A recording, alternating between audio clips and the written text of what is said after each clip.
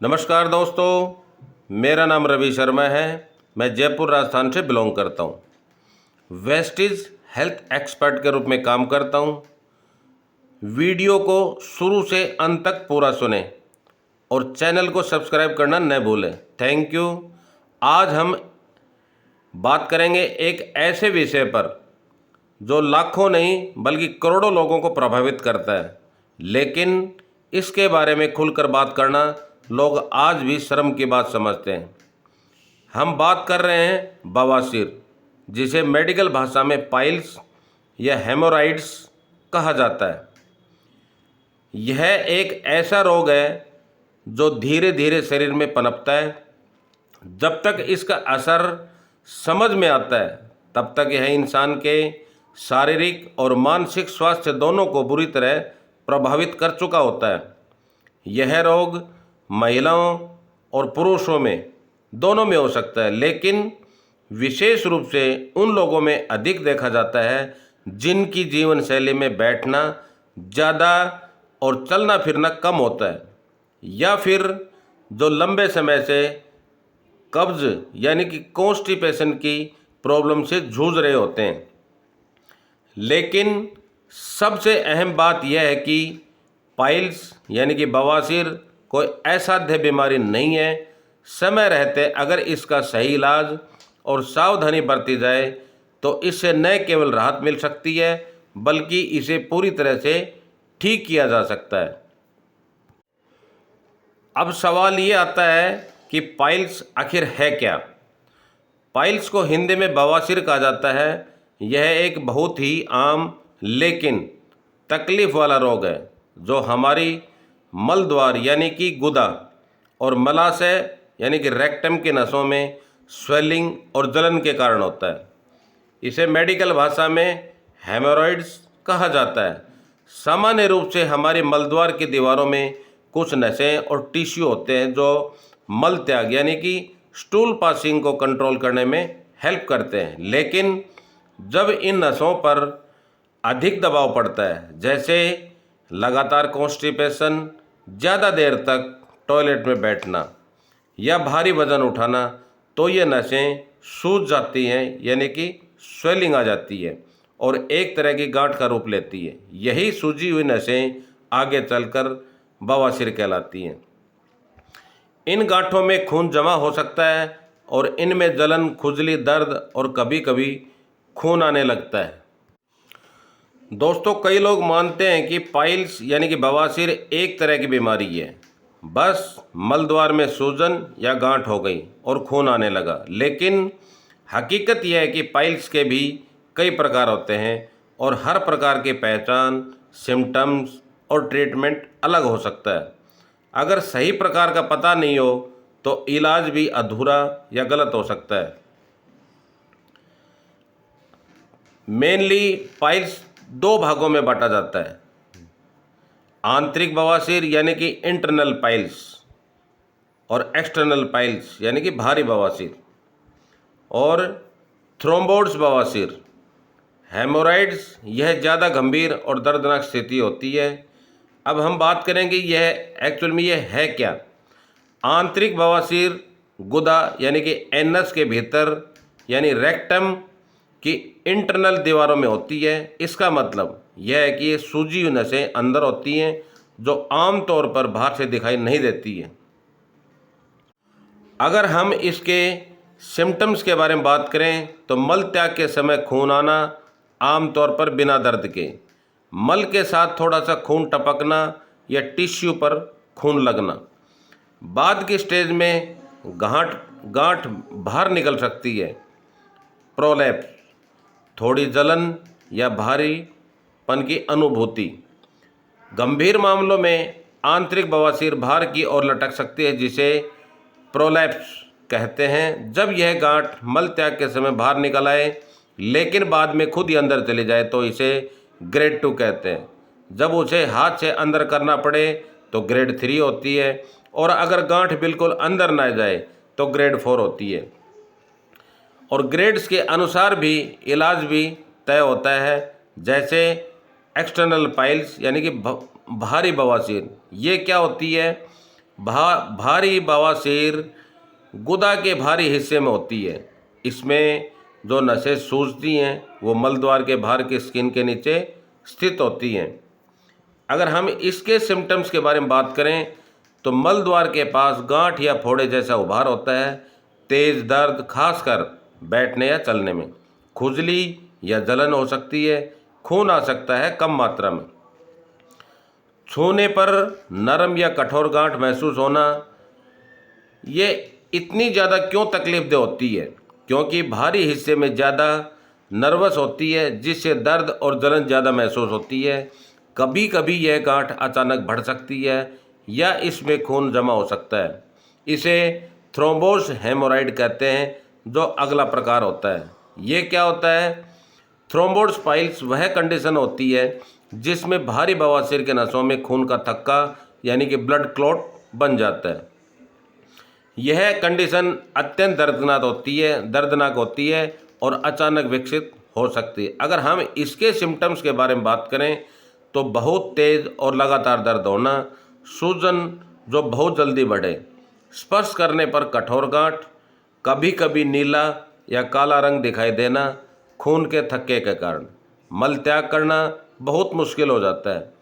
अगर हम इसकी इमरजेंसी के बारे में बात करें, अगर थ्रोम्बोस पाइल्स समय पर ठीक न हो तो यह इन्फेक्शन या नेक्रोसिस, इंटेस्टाइन मरना, टिश्यू मरना जैसी गंभीर स्थिति में बदल सकता है। ऐसे मामलों में सर्जरी की आवश्यकता हो सकती है। पिछले हिस्सों में हमने समझा कि बवासीर क्या होता है और इसके कितने प्रकार होते हैं। अब बारी है जानने की यह बीमारी होती क्यों है, इसके पीछे क्या कारण छिपे हैं। बवासीर कोई एक दिन में होने वाली बीमारी नहीं है, यह धीरे धीरे पनपती है। हमारी दिनचर्या, खान पान, हैबिट्स और बॉडी की प्रणाली मिलकर इसे जन्म देते हैं। अगर हम इन कारणों को समझ लें तो न सिर्फ इसका इलाज आसान हो जाता है बल्कि हम इसे भविष्य में होने से रोक भी सकते हैं। बवासीर के 10 प्रमुख कारण होते हैं जिन्हें जानना हर किसी के लिए बहुत ही ज़रूरी है। कॉन्स्टिपेशन यानी कि मल का कठोर होना और उसे निकालने में कठिनाई होना। जब व्यक्ति बार बार मल त्याग के दौरान जोर लगाता है तो गुदा यानी कि एनस के नसों पर अत्यधिक दबाव पड़ता है। यह दबाव नसों को इन्फ्लेमेशन पर मजबूर करता है और समय के साथ वहाँ गांठें बनने लगती है। इसके कारण क्या क्या होते हैं? पानी कम पीना, फाइबर की कमी, तला भुना और मिर्च मसाले वाला खाना, दिनचर्या में शारीरिक गतिविधि की कमी, नियमित कॉन्स्टिपेशन बवासीर को इन्विटेशन देता है। आजकल का लाइफस्टाइल ऐसा है कि लोग घंटों एक ही जगह बैठे रहते हैं, ऑफिस में, गाड़ी चलाते समय या फिर मोबाइल टीवी पर लगे रहने के कारण। इससे शरीर का ब्लड सर्कुलेशन बिगड़ता है, खासकर निचले हिस्से में खून का जमा होता है जिससे गुदा की नसों पर दबाव पड़ता है। यह भी एक आम आदत है, खासकर जब लोग टॉयलेट में मोबाइल फ़ोन लेकर बैठ जाते हैं। 5 मिनट का काम 15 से 20 मिनट में बदल जाता है जिससे मलदार के नसों पर बिना वजह दबाव पड़ता है। दोस्तों याद रखें, जितनी देर आप टॉयलेट में बैठेंगे उतनी ही देर आपकी नसों पर दबाव रहेगा और बवासीर की संभावना बढ़ेगी। मेरा नाम रवि शर्मा है, वेस्टीज हेल्थ एक्सपर्ट ग्रुप में काम करता हूं। मेरा वेस्टीज के अंदर कॉम्बिनेशन बनाने का काम है। आप मेरे से कांटेक्ट किसी भी प्रॉब्लम के लिए आप कर सकते हैं। जो लोग जिम में अनियंत्रित ढंग से भारी वजन उठाते हैं या फिर मजबूरी जैसे काम करते हैं जहां रोज़ भारी सामान उठाना पड़ता है, उनके लिए भी खतरा बढ़ जाता है। जब पेट पर अधिक दबाव पड़ता है तो वह दबाव गुदा के नसों तक जाता है और सूजन की संभावना बनती है। खास तौर पर यदि व्यक्ति पहले से कॉन्स्टिपेशन यानी कि कब्ज से पीड़ित हो तो खतरा दोगुना हो जाता है। अगर हम महिलाओं में प्रेगनेंसी के टाइम की बात करें तो बवासीर की संभावना प्रेगनेंसी के दौरान और उसके बाद अधिक होती है। अगर हम इसके मेन रीजन्स के बारे में बात करें तो गर्भ में पल रहे शिशु का वजन बढ़ने से पेल्विक एरिया पर दबाव पड़ता है, हार्मोनल चेंज होते रहते हैं, डिलीवरी के समय जोर लगाना, यह एक आम स्थिति होती है, कंडीशन होती है, लेकिन सही देखभाल से इससे बचा जा सकता है।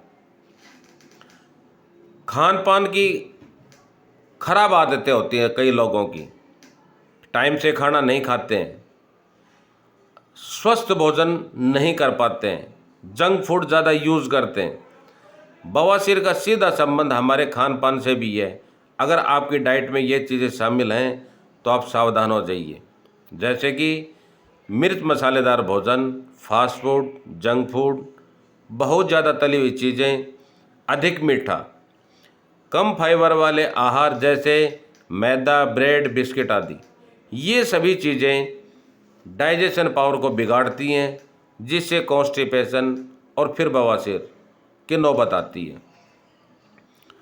शराब और सिगरेट सिर्फ लीवर या फेफड़ों को नहीं बल्कि डाइजेशन को भी प्रभावित करते हैं। शराब पाचन को धीमा करती है, सिगरेट से शरीर का ब्लड फ्लो बिगड़ता है, लीवर पर असर होने से पोषण का अवशोषण यानी कि अब्जॉर्प्शन घटता है, कमजोरी, कब्ज और अंत में ये पाइल्स बन जाती है। रात को देर से खाना, खाने के तुरंत बाद सो जाना, पानी कम पीना, सुबह देर तक सोना, ये सब शरीर की बॉडी क्लॉक को बिगाड़ देता है, यानी कि जैविक घड़ी को बिगाड़ देता है, जिससे डाइजेशन पर बुरा असर पड़ता है। जब पेट सही से साफ नहीं होगा तो शरीर में जहर यानी कि टॉक्सिन्स जमा होने लगते हैं और पाइल्स होने की संभावना कई गुना बढ़ जाती है। कुछ लोगों में पाइल्स होने की प्रवृत्ति पारिवारिक होती है। अगर आपके माता पिता या किसी नज़दीकी रिश्तेदार को पाइल्स है तो आपको इसका खतरा ज़्यादा हो सकता है। हालांकि यह जेनेटिक कारणों को बदला नहीं जा सकता है, लेकिन सावधानी और सही जीवन शैली से इसे टाला जा सकता है। अगर हम स्ट्रेस के बारे में बात करें, मानव शरीर का हर ऑर्गन तनाव से प्रभावित होता है और डाइजेशन भी इससे अछूता नहीं है। तनाव के कारण भोजन का पाचन खराब होता है, नींद प्रभावित होती है, कब्ज की यानी कि कॉन्स्टिपेशन की संभावना बढ़ जाती है और बवासीर का अंत में खतरा बढ़ जाता है। मानसिक शांति और ध्यान यानी कि मेडिटेशन से भी पाइल्स को रोका जा सकता है। और अगर हम इसके कैलकुलेशन के बारे में बात करें तो बवासीर कोई एक कारण से नहीं होता, बल्कि यह कई कारणों का मिक्सचर होता है। इनमें से अधिकतर हमारे खुद के हाथ में है, जैसे कि कॉन्स्टिपेशन से बचाव रखना, सही खान पान करना, एक्सरसाइज और पानी का भरपूर यूज करें और समय पर टॉयलेट जाना।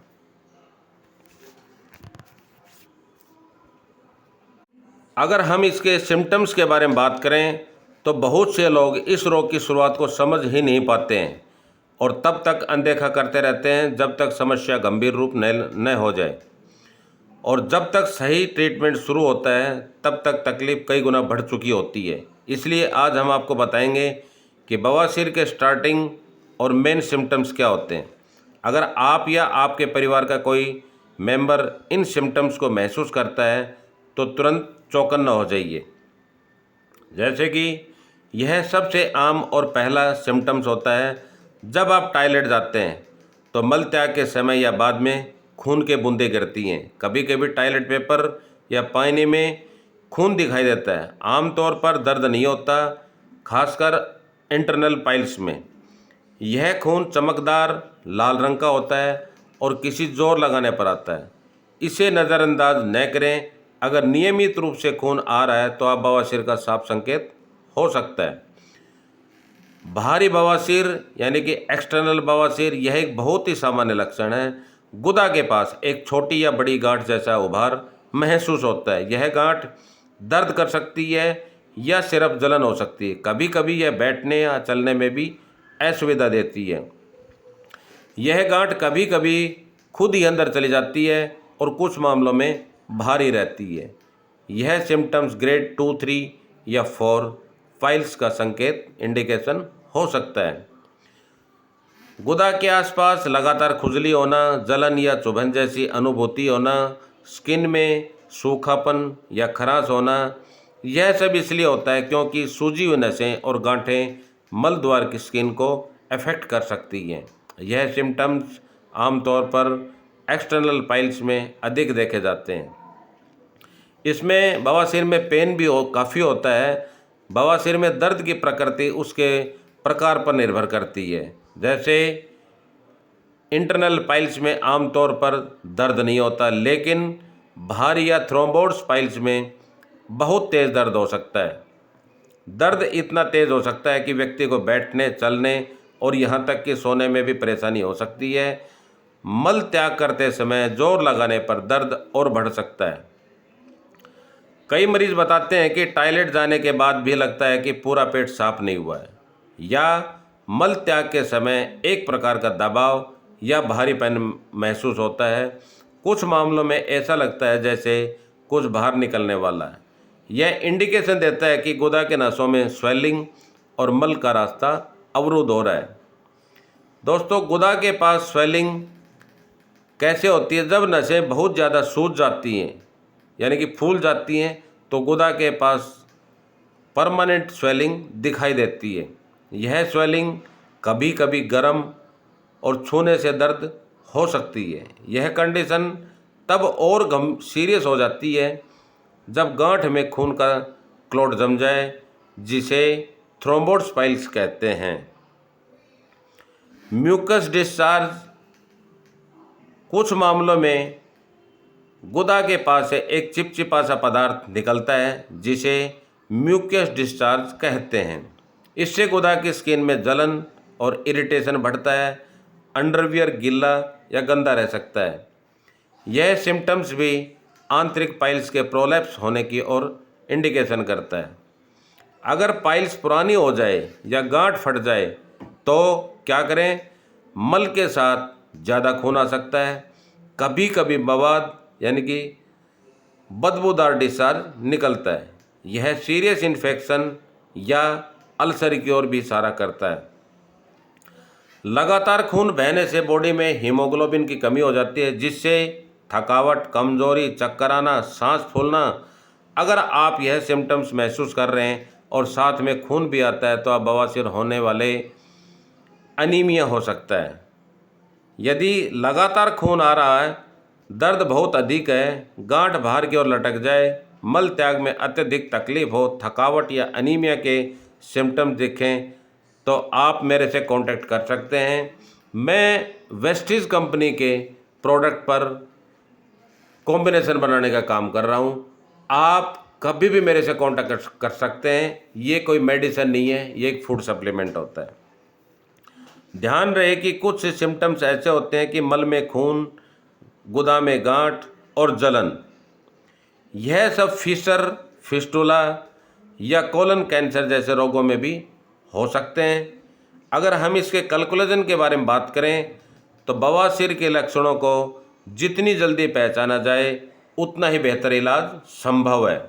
आपका शरीर आपको हर बीमारी से पहले संकेत देता है, बस ज़रूरत है उन्हें समझने और अनदेखा न करने की।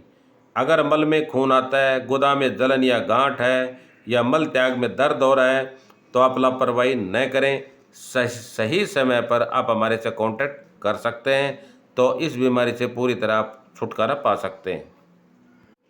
दोस्तों, अब तक हमने जाना कि बवासीर क्या है, इसके प्रकार क्या है और यह किन कारणों से होता है। साथ ही इसके सिम्टम्स पर भी हमने चर्चा की है। लेकिन अब सबसे अहम सवाल ये आता है कि हम यानी कि डॉक्टर कैसे तय करते हैं कि किसी भी मरीज़ को वाकई में बवासीर है या और कोई गुदा रोग जैसे फिशर, फिस्टुला या कैंसर है।